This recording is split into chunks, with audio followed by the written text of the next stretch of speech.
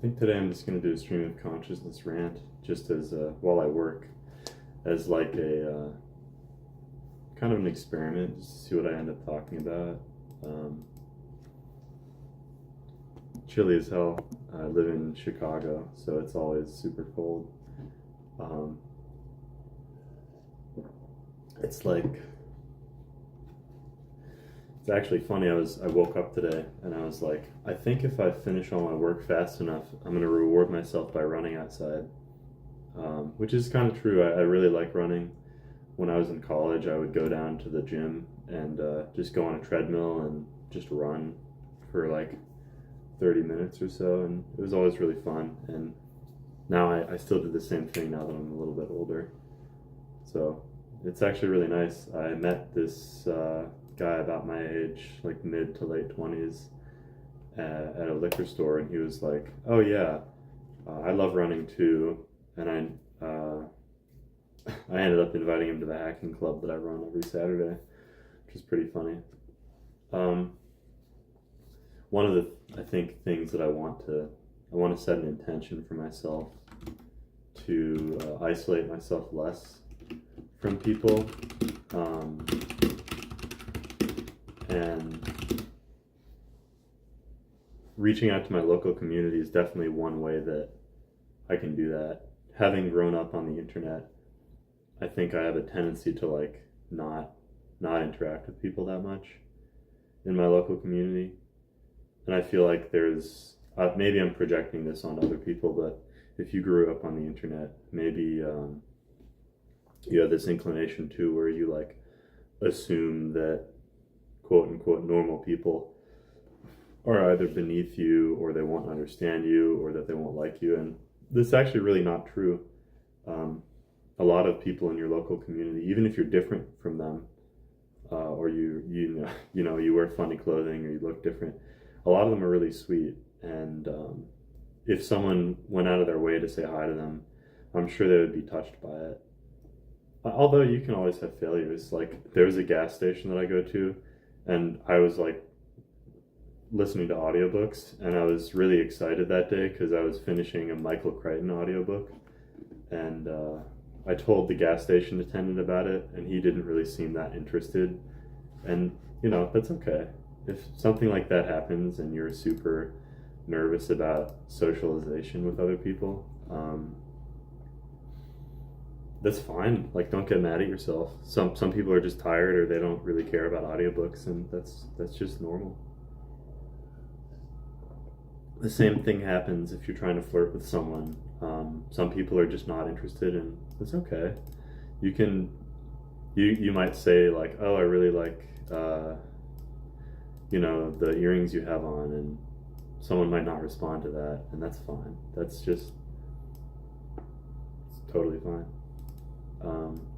I remember in early 2019, I was like watching way too much YouTube, and for whatever reason, I started watching like Sam Hyde and Andrew Tate a lot, and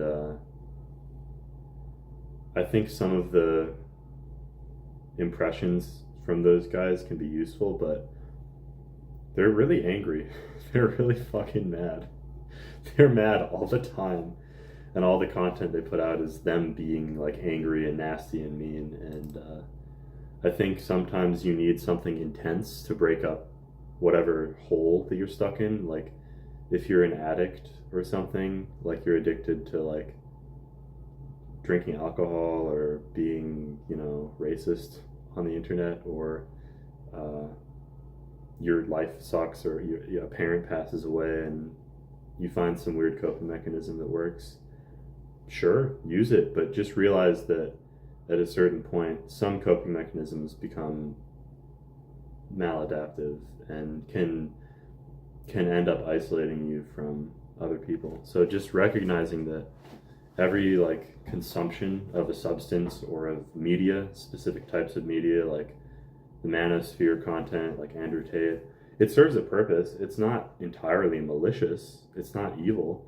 It's probably not designed to be evil or designed to hurt people, but there are some spiky edges of that content that are embedded within it that are very difficult to remove. So if you are a younger person who struggles with self-image, or maybe you think you're kind of fat, or you think you might be queer, or you hate queer people, or maybe you're queer and you hate yourself, or I don't know, you're angry at a family member or something, or your family member is sick and you turn to some substance. When I say substance, I mean like drugs, or riding your bicycle way too fast, or driving your car too fast, or doing dangerous things. It's not, you shouldn't feel bad about that, but just know that if you like that sensation of dangerous things, or of like drinking a lot of beer or something, it can be useful, but it also has drawbacks. And trying to find a similar activity that gives you the same sensation without the negative effects can be a good way to substitute one obsession with another one. For example, I really like doing things that put me in a state of mindlessness. And before I started sprinting, I would play Minecraft for like 6 to 8 hours a day. I have like an encyclopedic knowledge of Minecraft, not only the crafting recipes, but all of the mods from like 2014 to 2021. I've probably have a list of jar files and versions of Minecraft mods memorized in my brain because I've just fucking played the game so much. And it's really great, and it kind of ruined my body a little bit, but I've become a lot more fit since then, just because I substitute it for sprinting, and I'll listen to my favorite music, and I'll just, one sec. Okay, I'm back. I totally forgot what I was talking about. Yeah, I guess if you're super angry or super upset, like if you use 4chan a lot, or you use Kiwi Farms, or are like reading a bunch of videos of like angry guys telling you that the world's ending and shit, or like you're really mad at Republicans, or you're like really mad at liberals, just remember that the internet is real, but it's also not real. Like, people put a lot of stuff on the internet, and if you build, I like to think about it this way. If everyone's life is kind of like a garden, you can choose to plant stuff. Like, you can plant like really beautiful flowers, and like plant a shrub, and then like have a little mushroom hut somewhere. And day to day, the things that you surround yourself with will affect you. They're like, you're gonna have like little reactions to stuff around you. And if you like wake up and you're subscribed to a bunch of like super angry negative things on your Twitter feed, and you become disconnected from the community around you, it's not a mystery that you're gonna like be really upset every day, and it's gonna paint your perception of the world in a certain way, and you'll end up like believing false things about the world. If you notice that happening to yourself, it's a lot of people like naturally shy away from people that are like that, which makes sense, because like who would want to be around someone who's negative all the time? So you may end up like naturally isolating yourself as a side effect of being like consuming negative media all the time, and that itself can be like a self-reinforcing cycle. So I think if you notice that happening to yourself, you have an obligation to try and stop consuming the media that makes you feel like shit. And I know it's really hard, because most social media platforms are optimized to steal your attention, and if what steals your attention is Donald Trump said this and we're all going to die, or this fat blue-haired lady is angry about gender, and those are the two things, or whatever, you know. Oh, fucking some really bad thing happened in this part of the world, and you subscribe to that on Twitter and on YouTube, and you watch it compulsively. You're making YouTube money. They get paid to give you brain worms. You, there's a financial incentive to drive you insane. And if you can't drag yourself out of that pit, you're gonna stay there. So if you notice that happening to yourself, you have an obligation to just not do that. Delete your YouTube account. If you don't have anything that you care about, delete it, or sign out of it, or just install an app that like stops you from watching YouTube. No, it's really crazy. I was watching a TikTok video, and don't know if it was real or not, but there was this guy, and he was like, there was like this giant balloon, and it was like sagging, and I think it was connected to a mechanism that slowly inflated it, and his face was like in the bottom like right corner, and it was like about to pop or something, and the stream had like 3,000 viewers or something, and I was like, I had this thought, and I was like, TikTok seems to be a machine that generates money by turning humans into machines, or encourages them to act like machines. And that kind of freaked me out a little bit. Like, this guy, it could have been a fake video. Maybe he pre-recorded the footage. But when you see people live reacting to it and donating, and then he calls out the username, that proves that it's either a dynamically generated video, like a, vid to vid. NVIDIA's vid to vid research paper came out in 2024 or 2020. I mean, 4 years ago. Maybe it's vid to vid with fake audio overlaid, or it's the possibility is that that's a real fucking person, and he gets paid to sit under a giant water balloon and pretend to be slowly crushed by it, or whatever, for the entertainment of a couple thousand people who watch this on TikTok. And that makes me feel kind of uncomfortable. I mean, it's media. It doesn't seem harmful, but I feel like it gives me anxiety when I see humans being, when you see a dog and it like sees a screen door and it wants to go outside because it sees that there's like stuff outside, but it doesn't know how to open the screen door, so it kind of just paces because it can't open the screen door because it doesn't have opposable thumbs. That's kind of what this is. I think it's really weird. Like, humans get stuck. They're like little animals. I mean, we are animals. We're pretty smart, but I don't think humans are as smart as most people think. And it worries me to see these giant, software giants creating pieces of code that turn humans into dogs stuck behind screen doors, and then they profit off of it. Like, TikTok makes money off of it, YouTube makes money off of it, and it's really fucking weird. It gives me this really strange form of anxiety that makes me feel like a hamster trapped in like a fucking, those little plastic rollerball things that hamsters go around in. And it's given me this really spooky form of like self-awareness that makes me feel like physically disgusted whenever I see people using TikTok, or like,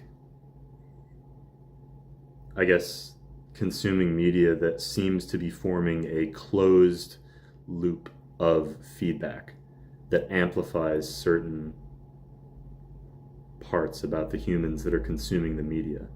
I don't like it. It's like kind of spooky, and I don't know how to describe it, but it's just fucking weird. So I guess my point is, if you identify that you are stuck in a fucking loop, like if you're a programmer, you need to hit pause on the debugger and figure out why your brain is hanging on this thing and why it keeps coming back to it. And maybe deleting YouTube, or deleting TikTok, or whatever the fuck you're currently obsessed with could help. I don't think I have a bunch of programming projects. I have Christmas gifts coming up for my family. fitness, planning trips with my boyfriend and stuff. I don't really feel like I'm stuck on anything, but I have been at previous times in you know, my life. But I guess this is like advice for my younger self and also anyone else who might be like stuck in some form of interaction with the world that they don't like or that they realize brings them suffering. So if you notice that, replace like you like the feeling of going fast on your car, but you also almost got into a car crash or something. Find something that replaces that. Play a racing game. Go sprinting. Start running. I don't know. Start doing hacking. Hacking's pretty fun. It's exciting when you can do hacking legally too. Totally legally. You don't need to be a criminal to be a hacker. Just like you can lockpick anything, but please don't lockpick the police department. Buy a set of locks and pick them. Don't test it out on the police department. But yeah, if you like engaging in behavior that you think is dangerous or that you know is dangerous, just find a substitute.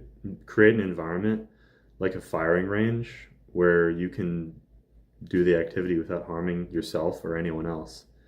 That's how police train. That's how first responders like paramedics and firefighters train. They set up fake scenarios. They have a pile of cars that they use to test out the jaws of life in a relatively low stress environment because, well, they have to because that's part of their job. But if you have some weird coping mechanism that you think could hurt you or another person, just sandbox it. You can still enjoy it without causing harm to yourself. I think for me, gratuitous exercise, I can also play Minecraft for 6 hours as long as I stretch and like do weights and sit-ups. So that's not really that harmful. I used to have really bad back pain as a kid.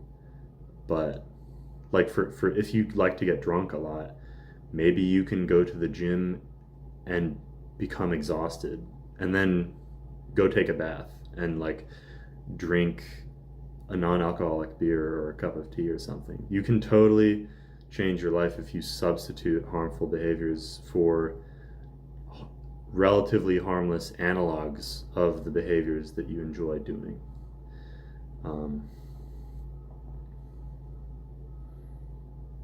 Being miserable on the internet, like being super racist or like debating people or tricking people for fun, I don't know if there's an analog of that. I don't really do that anymore. I've never really actively done that, but growing up with too much access on the internet has sort of, I guess I was exposed to a lot of it when I was younger, but I never really was like, oh, I can't wait to be racist today. I can't wait to post on all sorts of different image boards about how much I hate X group. I never really did that. I just watched other people do it because it was morbidly like fascinating to me. I was like, why are these people so... Some of them are really funny because they have really deranged ideas about what the world is like.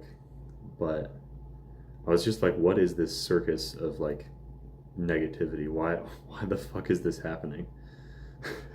It's still happening. I can't really do much to change it. Yeah, I don't know if I really have a point. But I do have a point. If you're stuck in a cycle of negative interaction with the world, you have to fucking break out of it. It's kind of embarrassing to like, you're someone's wife and you're like, my love, why are you spending $200 a month on OnlyFans?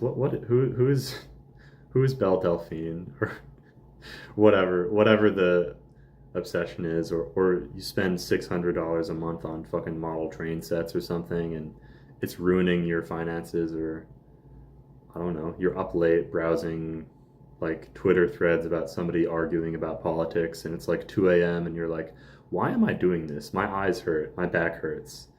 What has compelled me to stare at my phone for this fucking long? When you have that realization, it is embarrassing, but like, I'm sure everyone's done something similar to that. Maybe you look at your ex-girlfriend's Facebook and you accidentally like a post from a long time ago, which signals to her that you've been scrolling for like an hour, which is fucking hilarious. Um, Something like that. If you find yourself doing that, I think that you should just think about just journal about it. I write poetry. I'm working on a book that I want to release eventually called Digital K-Hole. And I just talk about different parts of my life, but sometimes just mindlessly talking or mindlessly making poetry or art can help you process why you act a certain way. It can help you distill complex thoughts and feelings into like a smaller form. And if you read them, you can gain insight into your own mind.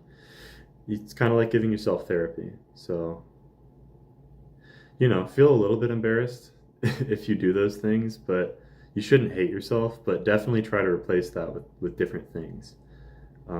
Because I'm sure that most people who are Gen Z, like myself, or millennials, or I'm sure Gen Alpha could relate to this too, being obsessed with stuff on the internet can really fuck your day up. And the real world is full of good people that don't, most of them don't know what the fuck Twitter nonsense, whatever you're obsessed with, they don't care and would probably laugh a little bit, but if they knew, they probably wouldn't give a shit.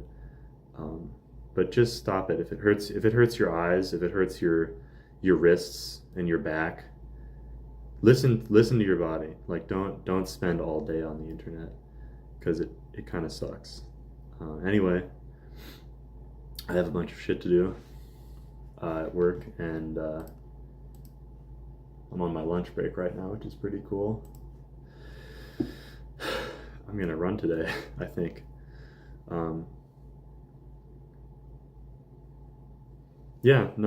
I hope this has been helpful if you have a proclivity to use the internet too much. And I hope you have a good day.